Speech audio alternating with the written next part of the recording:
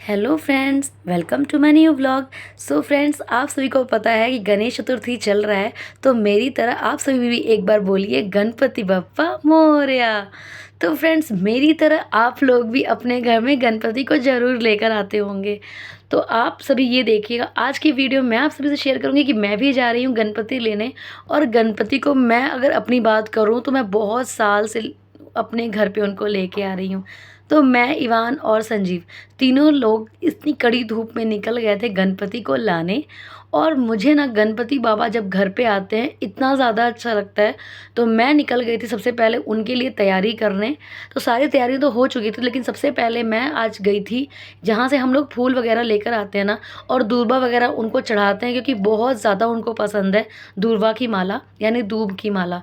तो यहाँ से हम लोगों ने कुछ माला वगैरह लिया था और दूर्बा वगैरह लिया था। उसके जस्ट सामने एक दुकान थी जहाँ से हम लोग पूजा पाठ का सारा सामान लेते हैं। वैसे तो सारी चीज़ें आ चुकी थी, लेकिन 2-3 चीज़ें हम लोगों ने स्किप कर दिया था, जो उसको आज लेने के लिए निकले थे। और अब मैं आपको दिखाती हूँ इवान को। इवान देखो कितना ज़्यादा छोटा जब था ना, उसी टाइम पे ये गणेश जी को मेरे साथ लेके आता था, और इतनी गंदी सीट पे इसने हाथ लगा दिया था। मैंने बाद में इसका हाथ धुलवाया, क्योंकि गणपति को लाने जाना था।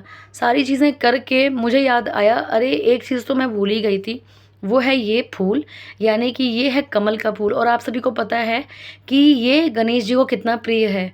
तो मैं पहुंच गई थी ये फूल लाने के लिए। उसके बाद से हम लोग पहुंचे मार्केट में, जहां आपको पता है कितने तरह तरह के गणेश जी बैठे हुए हैं लोग। और मैं तो हैट्स ऑफ करूंगी उन लोगों को जो अपने हाथों से इतनी प्यारी प्यारी मूर्तियां बनाते हैं। और मैं तो इमेजिन भी नहीं कर सकती। लेकिन उसके बाद से मैंने उठाया अपने गणपति और हम लोग लेकर आए गणेश जी को अपने घर। उसके बाद से मैंने हैंड वॉश वगैरह किया था, और उसके बाद इनकी एंट्री कराने के लिए मैंने सारी चीज़ें की। सबसे पहले हम लोग गणपति की नज़र उतारते हैं। मेरे घर में ऐसा होता है, आपके घर में कैसा होता है ये कमेंट सेक्शन में आप ज़रूर बताइएगा। उसके बाद से जो भी लाता है ना गणपति को, उसकी भी आरती उतारते हैं। फिर गणपति की आरती उतारते हैं। मैंने कहा एक आदमी नहीं ये चीज़ करेगा। मैंने इवान को भी बोला, इवान तुम भी खड़े हो जाओ। और उसके बाद से मैंने इवान का टीका वगैरह किया और गणपति का भी टीका किया। मैं यहाँ पर इतनी ज़्यादा एक्साइटेड प्लस इमोशनल भी थी कि फिर से गणपति बाबा मेरे घर पे आए हैं। मैं कितनी ज़्यादा लकी हूँ कि मतलब गणपति बाबा मेरे घर को चूज़ करते हैं हर साल आने के लिए। यहाँ पे संजीव ने पानी डाला और पानी बहुत ज़्यादा हो गया था, लेकिन मैंने उसमें से बारीकी से तिलक निकाल के उनको लगाया, और उसके बाद से मैंने गणपति बाबा को अपने घर में बुलाया। और मैं आप सभी से एक बात ज़रूर यहाँ पे शेयर करूँगी कि मेरी ना गणपति जी को लेके थोड़ी सी इमोशनल बॉन्डिंग भी है। मैं आप लोगों को एक्सप्लेन नहीं कर सकती। आप सभी का भी कुछ इमोशनल बॉन्डिंग किसी न किसी भगवान के साथ होगा। मेरे लिए उसमें गणेश जी हैं। मैं बहुत साल से गणेश जी को ले आती हूँ अपने घर पे और उनका पूजा करती हूँ, जितना मतलब मुझे आता है उतना। उसके बाद से यहाँ पर गणपति जी मेरे घर में पधार रहे हैं, और आपने मेरे शॉर्ट्स में तो देखा ही होगा। जितने लोगों ने नहीं देखा है प्लीज़ जाके मेरा शॉर्ट्स देखिए। उसके बाद से जब गणपति जी आ गए तो ये छोटा सा मैंने स्पेस बना रखा था उनके लिए, जहाँ पे मैं गणपति जी को बैठाती। और ये देखिए मुंह ढका हुआ था उनका, इसके ऊपर लाल कपड़ा भी था। और अब देखिए ये हैं मेरे प्यारे से गणपति जी। तो इनको देखकर सब लोग एक बार ज़रूर बोलिएगा गणपति बप्पा मोरया। उसके बाद से पूजा पाठ की तैयारियां शुरू होने लगी। दूर्बा जो उनको बहुत ज़्यादा पसंद है, उसको एक गांठ में लगा के हम लोगों ने इनको चढ़ाने के लिए बना दिया था। और ये जो डेकोरेशन आप देख रहे हैं ना, ये पूरा डेकोरेशन संदीप भैया ने किया है, क्योंकि डेकोरेशन का जितना भी काम होता है संदीप भैया को बहुत अच्छे से आता है। उसके बाद से हम लोगों ने एक कलश लिया। कलश में एक 5 पल्लव हम लोगों ने आम का रख लिया, ये बहुत ज़्यादा ज़रूरी होता है। और कलश को खाली नहीं छोड़ते हैं, कलश के अंदर एक सिक्का ज़रूर रखते हैं।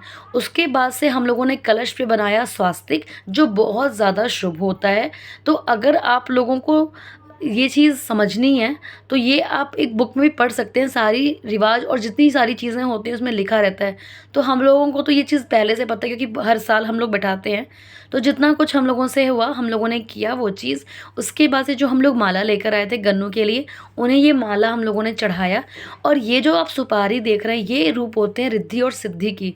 तो 2 सुपारी से हम लोगों ने मौली लगाकर एक दाहिनी तरफ और एक बाईं तरफ हम लोगों ने सुपारी से रिद्धि सिद्धि बनाया था।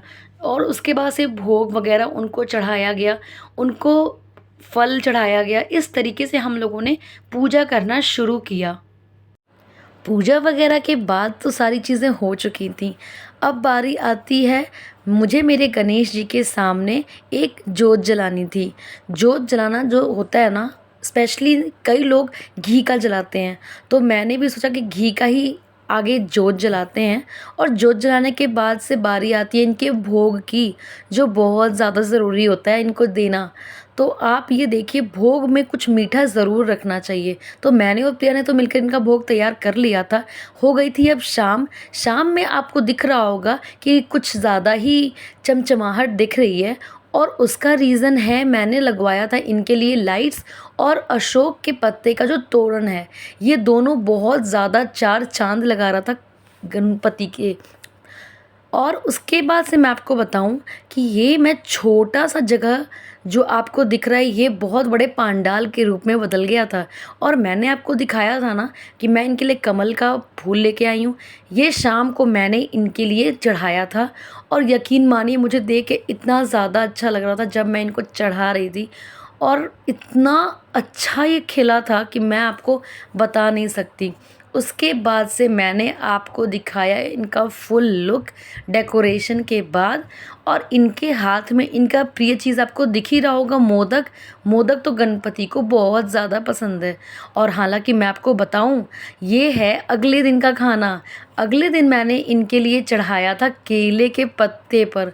केले के पत्ते पर जो है ना बहुत शुभ होता है। उसके बाद आ गया अगली सुबह का भोग। ऐसे आप भोग लगाते हैं क्या? आप लोग भोग में क्या क्या लगाते हैं ये ज़रूर कमेंट सेक्शन में बताइएगा। उसके बाद बारी आती है आरती की।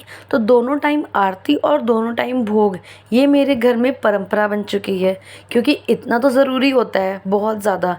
तो ये देखिए, इवान भी अपनी बुआ के साथ यहाँ पर आरती करता है। मिलते हैं मेरे नए व्लॉग में।